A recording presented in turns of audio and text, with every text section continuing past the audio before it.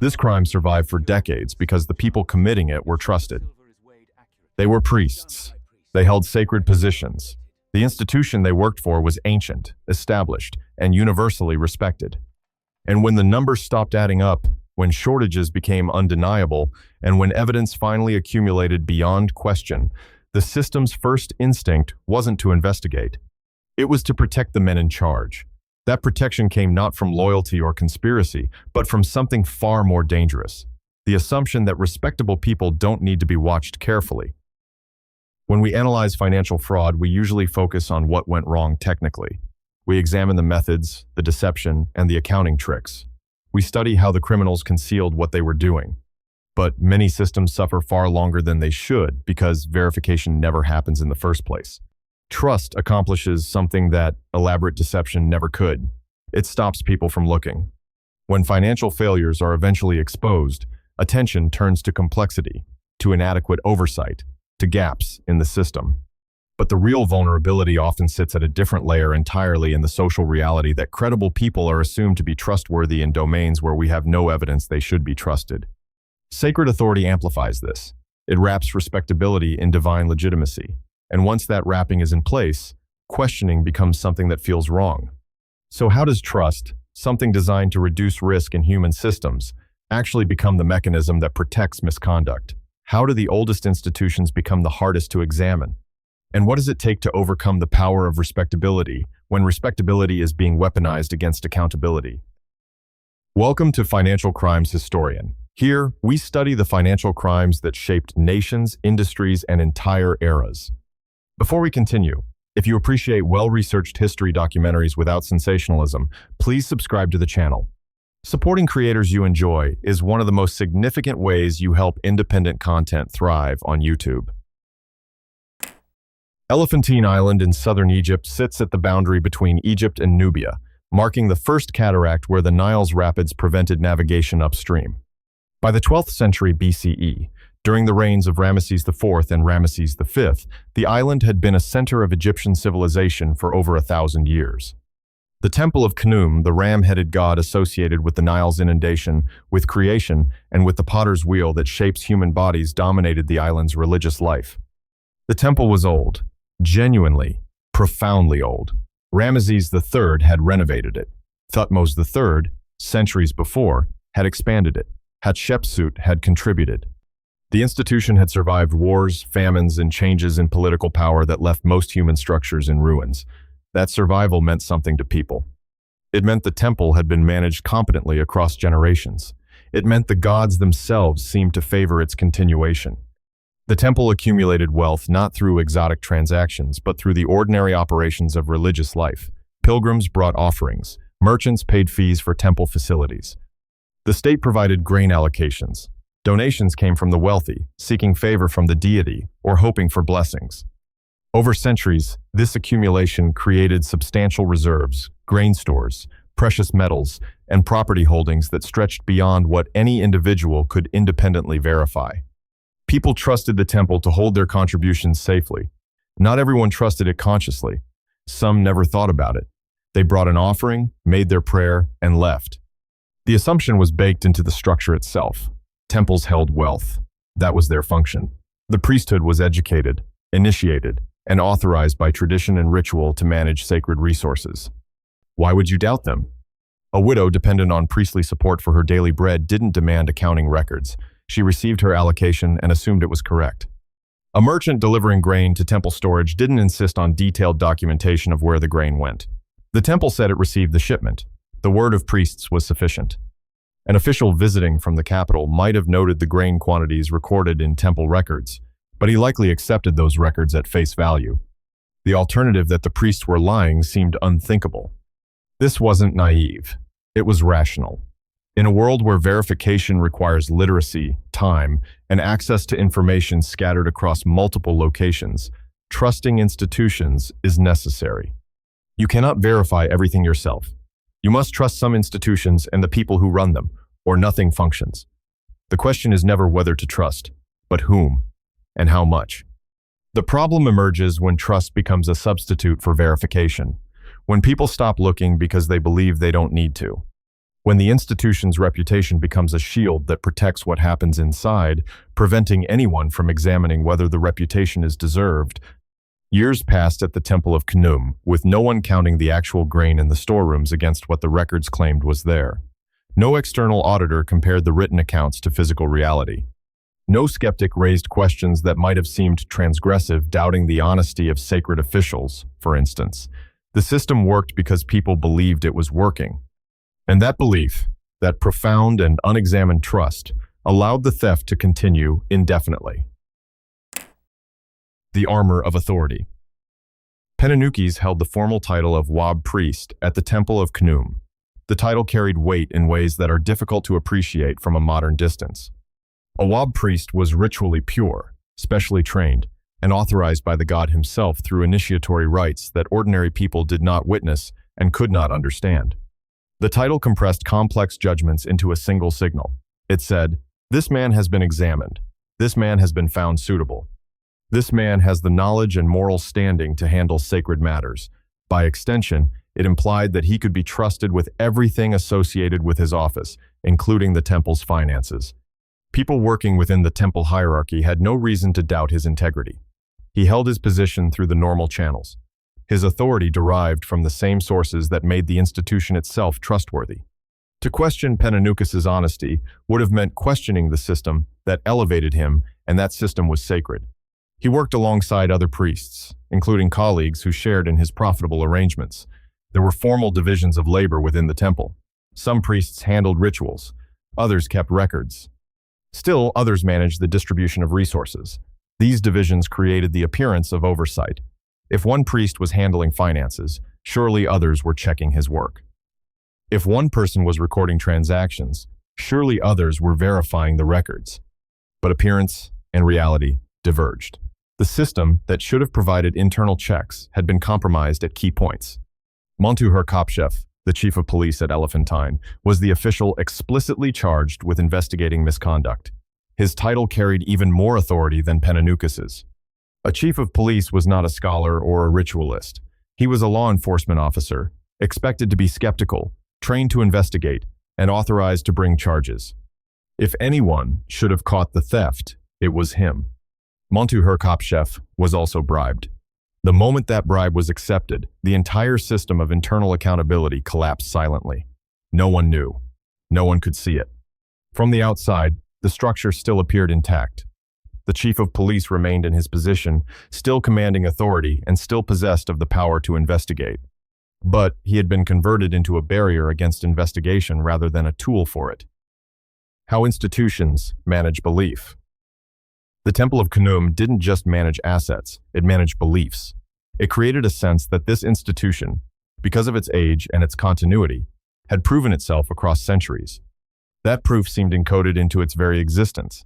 An institution that old and that stable must be functioning well. If there were serious problems, wouldn't they have surfaced by now? This reasoning sounds logical. It feels safe. It fails catastrophically when the institution's age and stability mask internal problems that are invisible because no one is looking for them. The temple existed as a collective entity with a reputation that transcended any individual. Individual priests retired. New ones were trained and appointed. But the Temple of Khnum remained. That continuity created a kind of immortality. The institution seemed to exist independent of the particular people in it at any given moment.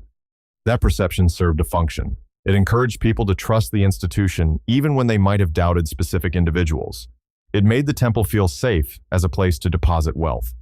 And it made criticism of the temple or its officials feel like an attack on something fundamental, not just on a person, but on an institution that had endured for more than 1,000 years.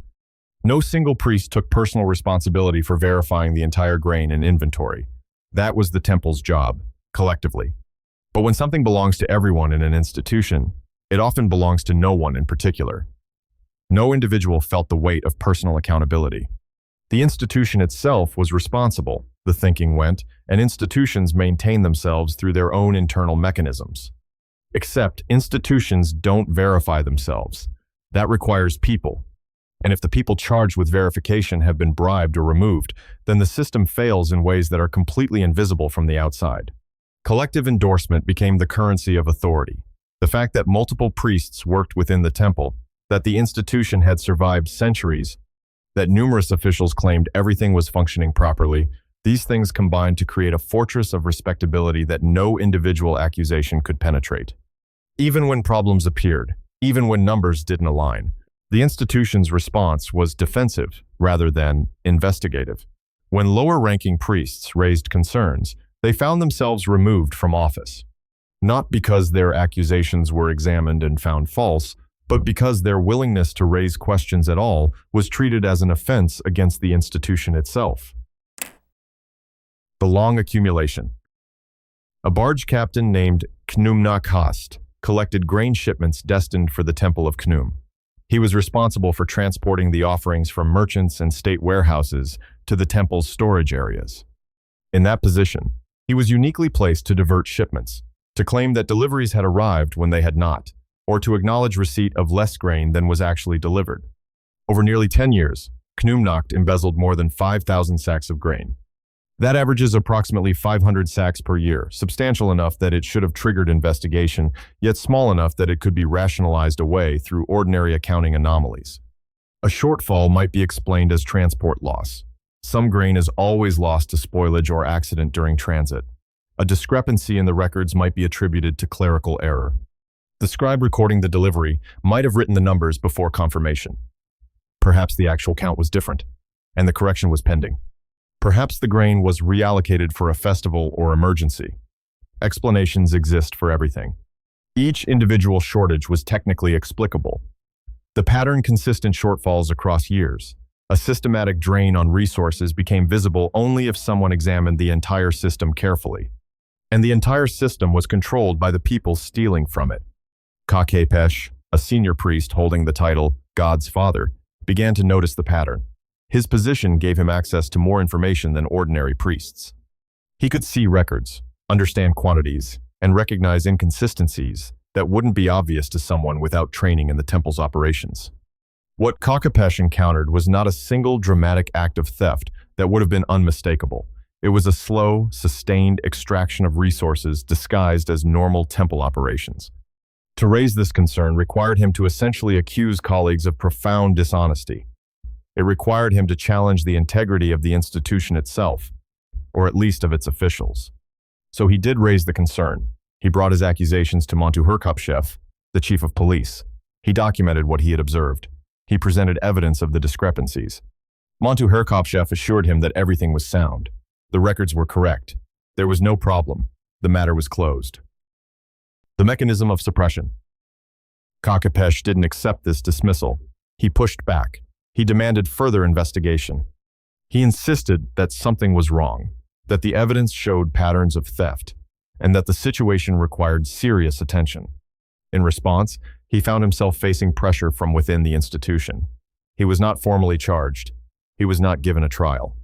Instead, his concerns were reframed as disloyalty, as questioning the authority of the temple, and as casting doubt on the integrity of the priesthood itself. To pursue his accusations became, from the institution's perspective, to attack the institution.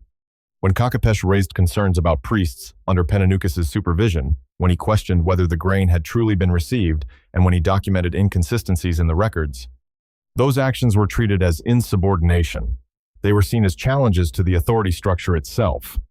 Penanukis responded by orchestrating proceedings within the temple's own judicial system. When priests questioned the theft, when they raised concerns about misconduct, and when they objected to the activities of Penanukis and his allies, these objecting priests found themselves subject to religious judgment. The mechanism was simple. Penanukis would position himself at the front of the sacred bark, the ceremonial litter carrying the god Khnum. The god was supposed to make judgments through the bark's movements.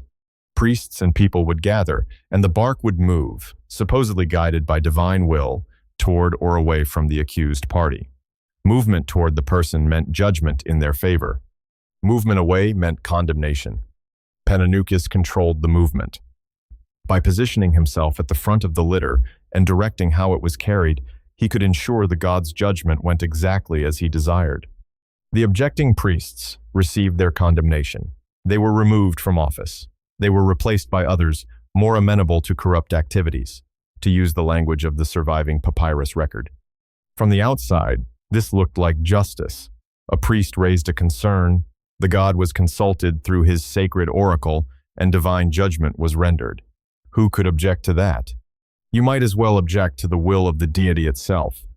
This is how respectability operates at its peak effectiveness. The mechanism of suppression appears to have legitimacy. The process seems proper. The outcome carries the weight of divine authority. The fact that it's all being manipulated by the accused doesn't appear in the visible record. The institution's reputation remains intact. The appearance of justice continues. Kakhepesh couldn't openly pursue his accusations after being rebuffed by the chief of police and having alternative accusers removed from office through rigged oracle proceedings. To persist would have meant effectively declaring war on the institution itself, challenging not just one corrupt official but the entire structure that protected him. So the theft continued. Years became decades. The grain shortages accumulated. Khnum and his allies converted their plunder into personal wealth and property. Penanukis built private fortunes hidden behind his respectable position. And the institution that was supposed to support widows and orphans, that was supposed to maintain the daily rituals of the god, was quietly being drained. Doubt, at this stage, had become dangerous. It was the opposite of innocence. To publicly doubt the institution was to be attacking something sacred. Those who received less. The grain stored at the Temple of Khnum was supposed to serve multiple functions. It was an offering to the deity. It was a resource for maintaining the priesthood. And it was a safety net for the most vulnerable people in the community, widows, orphans, and the destitute. When someone's family resources failed, when age left them without support, the temple provided. The grain they received came from this collective store. As Khnumnakht's embezzlement continued, as Penanukis and his associates diverted resources, that grain reserve diminished. The widows began receiving less. Not dramatically less all at once, but gradually less over years. A widow receiving her monthly portion in year 1 might have received a certain quantity. By year 5, the same widow receiving the same nominal allocation was getting less grain because the temple had less grain to distribute. But she didn't know what she should have been receiving. She had no baseline for comparison.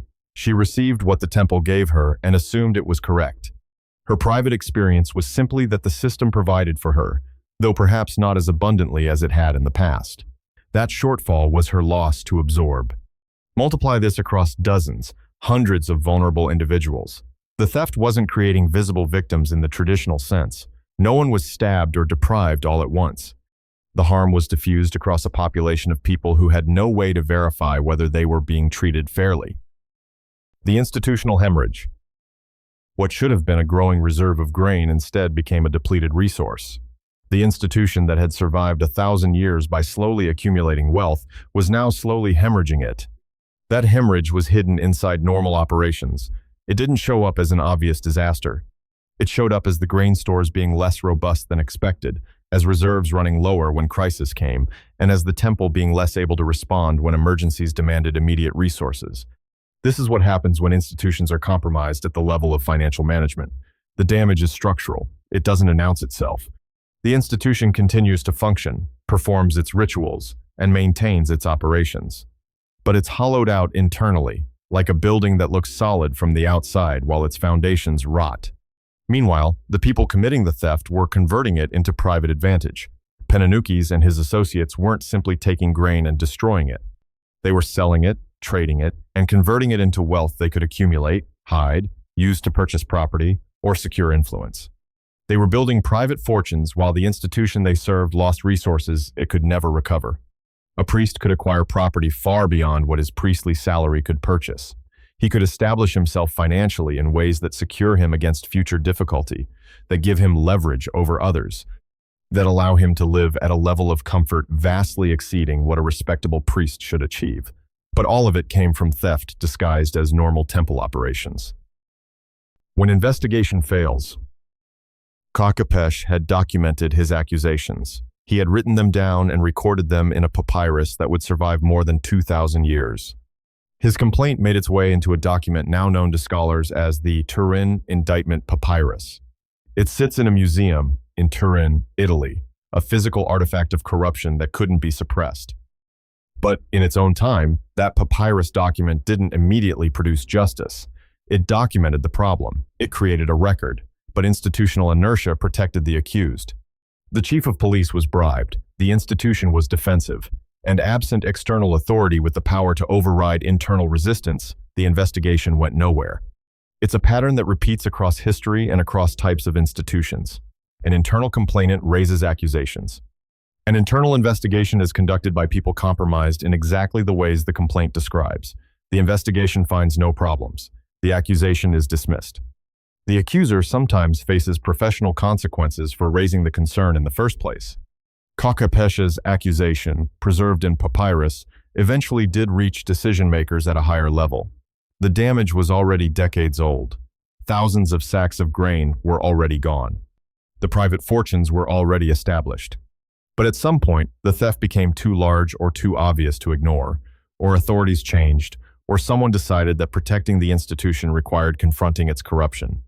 That's when accountability finally approached, not because the system worked, but because something broke it badly enough that continuing to ignore the problem became worse than confronting it. The mechanism of deference. Respectability accelerates cooperation. When you believe someone is trustworthy, you work with them more easily. You provide them resources without demanding collateral verification. You accept their word about how resources are being used.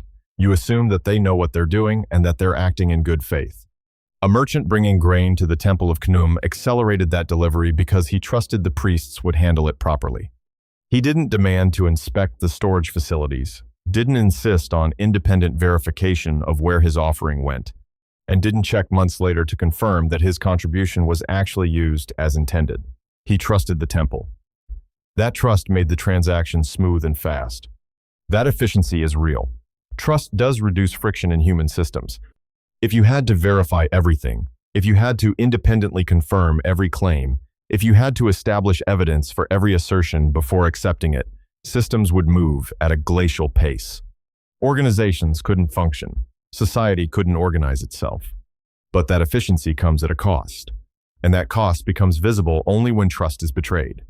The faster a system operates on the basis of trust, the more damage that trust betrayal can do before anyone even recognizes that betrayal has occurred. Institutional defensiveness.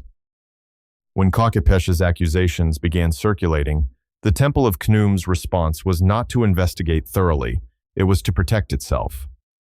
The accused priest remained in position. The chief of police, who should have investigated, was already compromised. The institution closed ranks. This wasn't necessarily conscious dishonesty on the part of every official. It was an institutional reflex. The temple, as an entity, was more interested in protecting its reputation than in confronting internal corruption. Because if the temple admitted that its officials had been systematically defrauding it, if the temple acknowledged that its internal controls had failed, then the temple's reputation suffered. People would lose confidence in the institution. Future donations might decrease. The temple's power and influence would be diminished. If the temple maintained that all was well, that accusations were baseless, and that the officials were honest, then the reputation remained intact, at least on the surface. The fraud could continue, but the reputation was defended. This creates a perverse dynamic. The people outside the institution have a vested interest in believing the institution is trustworthy. Their beliefs have real consequences. They give resources to the institution. They accept its decisions, and they support its authority. The institution, meanwhile, has an interest in confirming those beliefs, whether or not they're accurate. The speed and scale of trust. Respectability scales faster than verification. A single priest with a good reputation can manage far more wealth than would be available to a priest who is constantly being audited and questioned. A single word from someone with high authority carries more weight than detailed evidence from someone with no standing. The respectable person's reputation becomes a form of capital. They can deploy it to silence questions, to justify decisions, and to acquire more authority and resources. They can borrow against their reputation, essentially. People are willing to extend them credit and trust based on accumulated respectability. The foundation of that respectability is fragile. It rests entirely on the assumption that the person hasn't violated the trust placed in them. But that foundation is invisible. You can't see it the way you could see a physical foundation. You just sense that it's there, that the person is safe, that their authority is legitimate. This pattern repeats across every type of institution and every era. Medieval monks with reputations for piety embezzled from monasteries they served for decades before anyone took accusations seriously. Corporate treasurers with spotless track records stole enormous sums from their employers because their reputation made scrutiny seem unnecessary. Government officials assumed to be trustworthy by virtue of their position converted public resources to private gain. The commonality is that respectability becomes a shield. It doesn't protect good behavior. It protects the institution's reputation, and that protection extends to the people running it, whether they deserve it or not. The cost of speed. A system built entirely on verification at every step would be slow and cumbersome, but it would catch fraud quickly. It would make theft difficult. It would create friction that might prevent some transactions altogether. A system built on trust moves elegantly and fast. It reduces friction. It accelerates cooperation and coordination. It makes complex interactions possible. But when trust is misplaced, when it's extended to people who don't deserve it, that very efficiency becomes dangerous. The system moves fast toward disaster. The damage accumulates quickly. And by the time anyone recognizes that something is wrong, the harm is often extensive. The Temple of Khnum achieved efficiency through trust. That efficiency lasted as long as the trust remained intact. When the trust was violated, when officials converted their authority into personal gain, that same efficiency that made the institution work so well made the theft effective as well. The systems that facilitated legitimate operations also facilitated theft. The trust that made normal business possible also made fraud possible. In financial history, the most dangerous trust is the trust that feels ordinary. When you're evaluating an institution, whether it's a temple, a corporation, a government agency, or a nonprofit organization, consider these questions. Who is being trusted, and for what? Is their authority based on demonstrated competence in the specific domain where they're being trusted, or is it based on general reputation, title, or how long they've held their position? A person can be entirely trustworthy in one domain and wholly unsuited for another. A respected ritual specialist might have no competence in financial management. A high-ranking official might be trustworthy in public duties but compromised in private dealings. The fact that someone is trusted doesn't mean they should be trusted with everything. What evidence is being assumed rather than examined? Institutional continuity can feel like evidence of competence when it's actually just evidence that the institution hasn't collapsed yet. A long history can mean the institution has proven itself, or it can mean that any fraud has simply been going on for a very long time. The absence of complaints doesn't mean no problems exist. It might mean the people with the ability to complain have been removed or bribed or have decided that the personal cost of raising concerns outweighs the benefit. How long has that credibility gone untested? When was the last time an external, independent party actually examined this institution's operations in detail? Not a friendly audit. Not an investigation by someone with incentives to find no problems. Not a review by people whose own reputations depend on the institution being trustworthy. An actual examination by someone with no stake in the institution's reputation and the authority to compel honest answers. When trust becomes structural, when it's woven into the way an institution operates, when questioning is treated as transgression, when respectability replaces verification, that's when fraud takes deepest root. That's when a single corrupted official can hollow out an entire institution from within. The people at Elephantine didn't realize they were living inside a compromised system. They assumed the Temple of Khnum was functioning as it appeared to function. They trusted the people running it based on titles, positions, and the institution's age. That trust was betrayed not through elaborate deception so much as through exploitation of the trust itself. The system wasn't designed to prevent what happened because no one thought such a thing could happen. But it did happen, and the evidence remains. Written in papyrus more than 2,000 years ago, Kakepesh's accusations survived. The story of the corruption at Khnum survived. And that survival gives us the opportunity to examine what happens when respectability protects fraud more effectively than any lock could. Now here's a question for you. When you encounter institutions asking for your trust, whether it's with your money, your data, or your faith, how do you actually verify whether that trust is deserved? What would it take for you to demand examination instead of accepting respectability at face value? Think about an institution in your own life that you trust. When was the last time you actually verified that trust was justified? Have you ever investigated whether the people running it are actually as trustworthy as you assume they are? Or does trust, for most of us, feel like it works best when we're not asking hard questions? Drop your thoughts in the comments. What institutions have you trusted without verification, and what evidence changed your mind? This is the conversation we need to be having about how power and trust interact. If you want financial history that examines authority calmly and honestly, and that questions how trust, power, and systems enable fraud across time, subscribe to Financial Crimes Historian. We study what textbooks skip. Like this video if it made you think differently about an institution you trust. Share it if you think others need to understand this pattern. And subscribe because the patterns of respectability protecting fraud are older than civilization itself, and they're still operating everywhere around us.